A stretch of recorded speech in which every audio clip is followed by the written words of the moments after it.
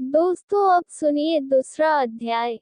राजा के ऐसे वचन सुनकर तपस्वी कहने लगा कि हे राजन, भगवान सूर्य बहुत शीघ्र उदय होने वाले हैं, इसलिए ये समय हमारे लिए स्नान का है, कथा का नहीं। सो आप स्नान करके अपने घर को जाओ और अपने गुरु श्री वशिष्ठ जी से इस महात्म्य को सुनो। इतना कहकर तपस्वी सरोवर में स्नान के लिए चले गए और राजा भी विधिपूर्वक सरोवर में स्नान करके अपने राज्य को लौटा। और राजा निवास में जाकर तपस्वी की सब कथा रानी को सुनाई। तब सूत जी कहने लगे कि महाराज, राजा ने अपने गुरु वशिष्ठ जी से क्या प्रश्न किया और उन्होंने क्या उत्तर दिया, सो कहिए। व्यास जी कहने लगे, हे सूत जी, राजा दिलीप ने रात्रि को सुख से सोकर प्रातः समय ही अपने गुरु वशिष्ठ जी के पास जाकर उनके चरणों को छूकर प्रणाम करके तपस्वी के बताए हुए प्रश्नों को अति नम्रता से पूछा कि गुरुजी, आपने आचार, दंड, नीति, राज्य, धर्म तथा चारों वर्णों के चारों आश्रमों की क्रियाओं, दान और उनके विधान, यज्ञ और उनकी विधियां, व्रत, उनकी प्रतिष्ठा तथा भगवान विष्णु की आराधना अनेक प्रकार से तथा विस्तार पूर्वक मुझको बतलाए।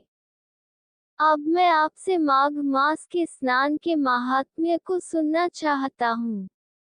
सो हे तपोधन, नियम पूर्वक इसकी विधि समझाइए। गुरु वशिष्ठ जी कहने लगे कि हे राजन, तुमने दोनों लोकों के कल्याणकारी, वनवासी तथा गृहस्थियों के अंतःकरण को पवित्र करने वाले माघ मास के स्नान का बहुत सुंदर प्रश्न पूछा है। मकर राशि के सूर्य के आने पर माघ मास में स्नान का फल गौ, भूमि, तिल, वस्त्र, स्वर्ण, अन्न, घोड़ा आदि दानों तथा चंद्रायन और ब्रह्मा कूर्च व्रत आदि से भी अधिक होता है। वैशाख तथा कार्तिक में जप, दान, तप और यज्ञ बहुत फल देने वाले हैं, परंतु माघ मास में इनका फल बहुत ही अधिक होता है। माघ में स्नान करने वाला पुरुष राजा और मुक्ति के मार्ग को जानने वाला होता है। दिव्य दृष्टि वाले महात्माओं ने कहा है कि जो मनुष्य माघ मास में भगवान के निमित्त नियम पूर्वक माघ मास में स्नान करता है, वह अनंत फल वाला होता है। उसको शरीर की शुद्धि, प्रीति, ऐश्वर्य तथा चारों प्रकार के फलों की प्राप्ति होती है। अदिति ने 12 वर्ष तक मकर संक्रांति में अन्न त्याग कर स्नान किया।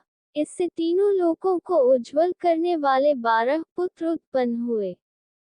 माघ में स्नान करने से ही रोहिणी, सुभगा, अरुंधति दानशीलता हुई और इंद्राणी के समान रूपवती होकर प्रसिद्ध हुई। जो माघ मास में स्नान करते हैं तथा देवताओं के पूजन में तत्पर रहते हैं, उनको सुंदर स्थान, हाथी और घोड़ों की सवारी तथा दान को द्रव्य प्राप्त होता है। अतिथियों से उनका घर भरा रहता है और उनके घर में सदा वेद ध्वनि होती रहती है। वह मनुष्य धन्य है जो माघ मास में स्नान करते हैं, दान देते हैं तथा व्रत और नियमों का पालन करते हैं और दूसरों के पुण्यों के क्षीण होने से मनुष्य स्वर्ग से वापस आ जाता है। परंतु जो मनुष्य माघ मास में स्नान करता है, वह कभी स्वर्ग से वापस नहीं आता। इससे बढ़कर कोई नियम, तप, दान, पवित्र और पाप नाशक नहीं है। भृगु जी ने मणि पर्वत पर विद्याधरों को ये सुनाया था। तब राजा ने कहा कि ब्राह्मण भृगु ऋषि ने कब मणि पर्वत पर विद्याधरों को उपदेश दिया था, सो बताए। तब ऋषि जी कहने लगे कि हे राजन, एक समय 12 वर्ष तक वर्षा न होने के कारण, सब प्रजा क्षीण होने के कारण संसार में बड़ी उद्विग्नता फैल गई। हिमाचल और विंध्याचल पर्वत के मध्य का देश निर्जन होने के कारण श्राद्ध, तप तथा स्वाध्याय सब कुछ छूट गए। सारा लोक विपत्तियों में फंसकर प्रजाहीन हो गया। सारा भूमंडल फल और अन्न से रहित हो गया। तब विंध्याचल से नीचे बहती हुई नदी के सुंदर वृक्षों से आच्छादित अपने आश्रम से निकलकर श्री भृगु ऋषि अपने शिष्यों सहित हिमालय पर्वत पर गए। इस पर्वत की चोटी नीली और नीचे का हिस्सा सुनहरी होने से सारा पर्वत पीतांबरधारी श्री भगवान के सदृश लगता था। पर्वत के बीच का भाग नीला और बीच बीच में कहीं कहीं सफेद सटीक होने से तारों से युक्त आकाश जैसी शोभा को प्राप्त होता था।